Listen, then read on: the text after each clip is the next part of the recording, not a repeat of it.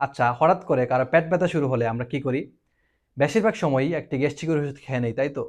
কিন্তু আপনি কি জানেন পেটের সব ব্যথা কিন্তু গ্যাস্ট্রিকের কারণে হয় না? চিকিৎসা বিজ্ঞানে আমাদের পেট বা অ্যাবডোমেনকে সাধারণত ৯টি ভাগে ভাগ করা হয়ে থাকে।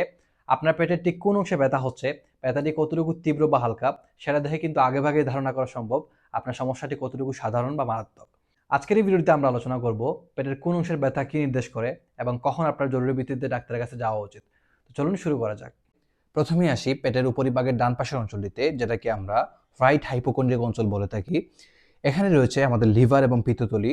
যদি এই অঞ্চলটিতে তীব্র ব্যথা অনুভূত হয় এবং ব্যথাটি যদি পিঠের দিকে বা ডান কাঁধে ছড়িয়ে পড়ে, বিশেষ করে চর্বিজাতীয় খাবার খাওয়ার পরে, তবে তা পিত্তথলিতে পাথর কিংবা পিত্তথলির ইনফেকশনকে ইন্ডিকেট করে।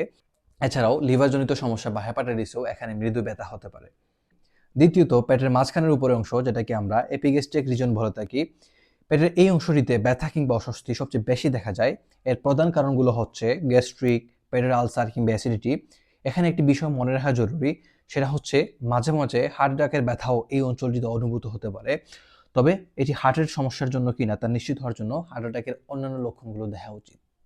এরপরে আসা যাক পেটের উপরের বাম পাশের অংশটিতে, যেটাকে আমরা লেফট হাইপোকন্ড্রিয়াক অঞ্চল বলে থাকি। এই অংশটিতে রয়েছে পাকস্থলী এবং অগ্ন্যাশয়। পাকস্থলী আলসার ছাড়াও প্যানক্রিয়াটাইটিসের জন্য এখানে তীব্র ব্যথা হতে পারে, যা সোজাসুজি পিঠের পিছনের দিকে ছড়িয়ে পড়তে পারে। এখন আসা যাক নাভির একদম মাঝখানের অংশটিতে, যেটাকে আমরা আম্বিলিক্যাল রিজন বলে থাকি। নাভির চারপাশে ব্যথা শুরু হয়ে যদি তা ধীরে ধীরে তীব্র হতে থাকে, তবে সেটি সাধারণত ফুড পয়জনিং কিংবা পেটের ইনফেকশনের কারণে হয়ে থাকে। এবার আসা যাক নাভির দুই পাশের অঞ্চল, যেটাকে আমরা right and left lumber reason বলে থাকি। এই অংশটিতে যে গুরুত্বপূর্ণ অঙ্গটি থাকে সেটি হচ্ছে কিডনি। এই অংশটিতে তীব্র ব্যথা অনুভব করা সাধারণত কিডনিতে পাথরজনিত কারণ অথবা কিডনিতে ইনফেকশনের কারণে হয়ে থাকে। এবার আসা যাক পেটের নিচের ডান দিকের অংশটিতে, যেটিকে আমরা রাইট আইলিয়াক ফসা রিজন বলে থাকি। কখনো নাভির চারপাশ থেকে শুরু হওয়া ব্যথা যদি এই অঞ্চলটির দিকে স্থায়ী হয়, তাহলে ধরে নেবেন এটি অ্যাপেন্ডিসাইটিসের প্রথম এবং প্রধান লক্ষণ।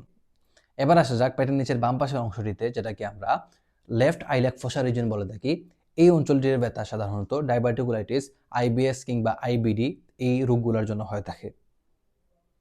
এবার আসা যাক তলপেটের একদম মাঝের অংশটিতে, যেটিকে আমরা হাইপোগ্যাস্ট্রিক রিজন বলে থাকি।